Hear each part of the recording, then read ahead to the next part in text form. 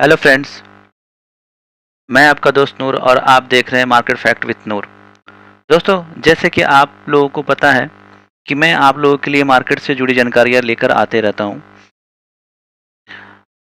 तो आज हम वैसे टॉपिक के बारे में बात करने जा रहे हैं जिसके बारे में उन सबको पता होना चाहिए जो शेयर मार्केट में ट्रेडिंग करते हैं। बेसिकली जो इंटरडे में ट्रेडिंग करते हैं या डेली बेसिस पे ट्रेडिंग करते हैं, उनको सारी चीज़ें ये पता होना चाहिए। जी हाँ, बिल्कुल सही सुना आपने। होता क्या है कि हम सब यही सोचते हैं कि जब हम इक्विटी मार्केट में ट्रेडिंग करने आते हैं तो हमें सिर्फ ब्रोकरेज पे करना पड़ता है, लेकिन दरअसल ऐसा नहीं है। जब भी आप ट्रेडिंग करने आते हैं तो ब्रोकरेज के अलावा भी कई तरह के चार्जेस जो हैं आपको पे करना पड़ता है। वो खर्चे आपको, अगर आपको कैलकुलेशन नहीं आती है, अगर वो खर्चे आप ध्यान में नहीं रख सकते, तो आपको बहुत बड़े नुकसान दे सकते हैं, खास करके वैसे लोगों के लिए जो डेली बेसिस पे ट्रेडिंग करते हैं। दोस्तों, होता यह है कि इन चार्जेस के बारे में ना हमें पता होता है, ना ही हम कई बार पता करने की कोशिश करते हैं, हम इग्नोर कर जाते हैं। तो आज हम उसी खर्चे के बारे में डिस्कस करेंगे। तो चलिए स्टार्ट करते हैं बिना किसी देरी के। सबसे पहले जो हम देखेंगे, इक्विटी मार्केट में जो ट्रेडिंग होती है, ट्रेडिंग के टाइप्स में डिस्कस करते हैं, सो डैट कि उस सेगमेंट वाइज जो है, जो भी एक्सपेंसेस, जो चार्जेस बैठते हैं, उस चार्जेस के बारे में हम डिस्कस कर सकें। तो सबसे पहला जो सेगमेंट आएगा, जो चार्जेस आएगा, उस चार्जेस के बारे में हम स्टार्ट करते हैं। जब भी आप इक्विटी मार्केट या ट्रेडिंग के बारे में ट्रेडिंग करने जाते हैं तो ट्रेडिंग से जुड़ी हुई चीज़ें आपको पता होना चाहिए। जैसे कि सेगमेंट इक्विटी की ट्रेडिंग होती है, करेंसी, कमोडिटी होती है। बेसिकली जो है एक लार्ज नंबर ऑफ पीपल या फिर जो बड़ी संख्या में जो लोग ट्रेडिंग करते हैं वो ये सेगमेंट करते हैं इक्विटी। इक्विटी में जो ट्रेडिंग होती है वो इक्विटी डिलीवरी बेसिस ट्रेडिंग होता है। इंट्राडे, जो सेम डे खरीदते बेचते हैं, उसे इंट्राडे कहते हैं। फ्यूचर एंड ऑप्शन में ट्रेडिंग होती है। करेंसी में जो होता है फ्यूचर एंड ऑप्शन होता है। कमोडिटी में भी जो फ्यूचर एंड ऑप्शन होता है। चलिए हम चार्जेस स्टार्ट करते हैं।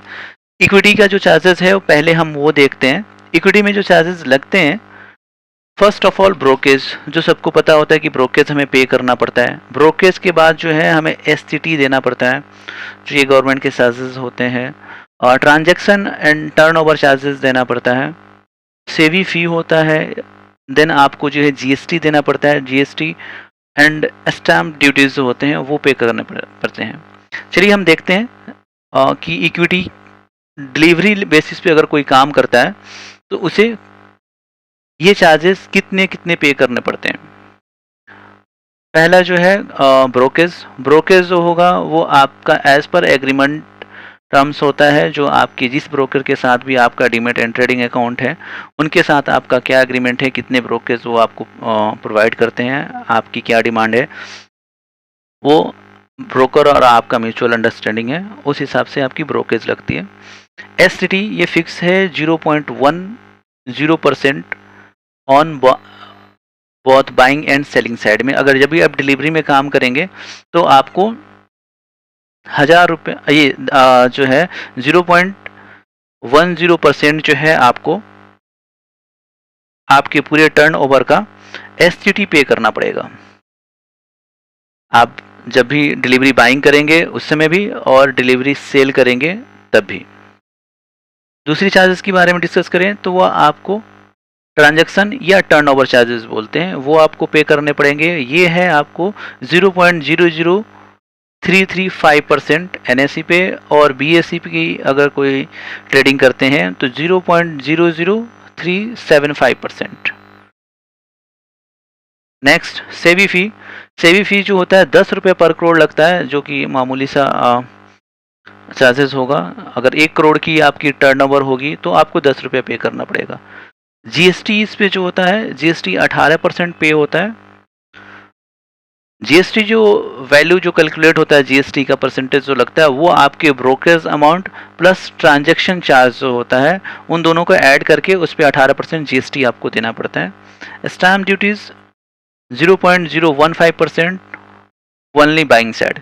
जो भी कोई बायर होता है, बायर को जो है स्टैम्प ड्यूटीज पे करने पड़ते हैं। सेम इंट्राडे में अगर ट्रेडिंग में देखें तो ब्रोकरेज आपकी वही as per your broker and client mutual understanding पे जो होगा वो आपको मिलेगा। एसटीटी चार्जेस यहाँ पे जो होता है सिर्फ सेलिंग साइड में लगता है, जो कि है 0.025%। ट्रांजैक्शन चार्ज, टर्नओवर चार्ज जो है आपका सेम है डिलीवरी बेसिस पे और इंट्राडे बेसिस पे। यहाँ पे भी आपको 0.00335% जो है पे करना पड़ता है। सेबी फी अगेन 10 रुपीज़ पर करोड़। जीएसटी वैसे चार्ज होगा 18% आपका brokerage plus transaction charge. Stamp duties की बात करें तो स्टैम्प ड्यूटीज यहाँ पे भी सिर्फ बायर्स को पे करना पड़ता है 0.003%। फ्यूचर ट्रेडिंग की बात करेंगे तो brokerage again as per your agreement. STT 0.0125% on selling side. Transaction charge 0.00225% आपकी जो है ट्रांजैक्शन चार्ज होंगी। 10 रुपये पर करोड़ आपकी SEBI charges. GST again brokerage plus transaction charge 18%। और स्टैम्प ड्यूटी जो है 0.002% only on buyer side, buy side पे। इक्विटी ऑप्शन में भी सेम ऑप्शन आपकी नॉर्मली चार्जेस आप देख सकते हैं यहाँ पे। Brokerage as per agreement. यहाँ पे एसटीटी जो लगता है 0.0625% ऑन सेलिंग साइड। यहाँ पे जो एसटीटी जो लगता है सेलिंग साइड में, वो आपके ऑन प्रीमियम ऑप्शन का जो प्रीमियम होता है, जो प्रीमियम आप बाइंग सेलिंग करते हैं, जो प्रीमियम आप सेल करेंगे। यानी अगर निफ्टी की बात करें हम, तो निफ्टी में अगर जो है 50 का लॉट है तो 100 रुपये की चीज़ें आप 100 रुपये के रेट पे आप सेल करने जा रहे हैं उसको, तो 5000 को है तो 5000 पे आपको जो है 0.0625% लगेगा। जो प्रीमियम अमाउंट होता है उस पर लगता है आपको एसटीटी। यहाँ पे ट्रांजैक्शन एंड टर्नओवर चार्ज जो होता है वो 0.061%। बीएसई का अभी जो है ऑप्शन रिसेंटली स्टार्ट हुआ है तो उस पर भी जो है 0.013%। सेवी फी 10 रुपये पर crore. GST brokerage plus transaction charge and stamp duty जो है 0.003% ओनली बाई साइड पे। ये आपका जो है चार्जेस जो थे वो आपको इक्विटी में, अगर इक्विटी सेगमेंट में आप ट्रेड कर रहे हैं तो आपको ये चार्जेस पे करने पड़ेंगे। बेसिकली जो है ये चार्जेस जो है इक्विटी में हर कोई ट्रेड करता है। इक्विटी में आजकल लोग फ्यूचर एंड ऑप्शन में काफ़ी ज़्यादा ट्रेड करते हैं, तो वहाँ के चार्जेस आपको ब्रोकेज के अलावा ये पता होना चाहिए, ताकि आपको अपना जब भी आप कुछ बाइंग कर रहे हैं, सेल कर रहे हैं, तो आपको अपना ब्रेक इवन पॉइंट जो है पता हो कि मैं मेरे टोटल जो है बाइंग प्राइस, अगर कोई चीज़ मैं 100 रुपये खरीद रहा हूँ तो मेरे एक्सपेंसेस लेके उसका रेट कितना हो रहा है, ताकि मैं उससे ऊपर बेचूँ तो वो मेरा प्रॉफिट हो। अदरवाइज़ कई बार हमें पता नहीं होता है कि हमें टोटल एक्सपेंसेस हमारे कितने पड़ रहे हैं, तो आप जेन्युइन बेसिस पे जो आप प्रॉफिट देख रहे हो वो आपको नहीं होता है। दूसरी, अगर हम करेंसी सेगमेंट की बात करें तो करेंसी सेगमेंट में आपको जो है जो चार्जेस लगने वाले हैं वो as per brokerage same charges वही आएंगे। ब्रोकेज, एसटीटी, आपकी जो है transaction and turnover charges, SEBI fee, GST, stamp duties.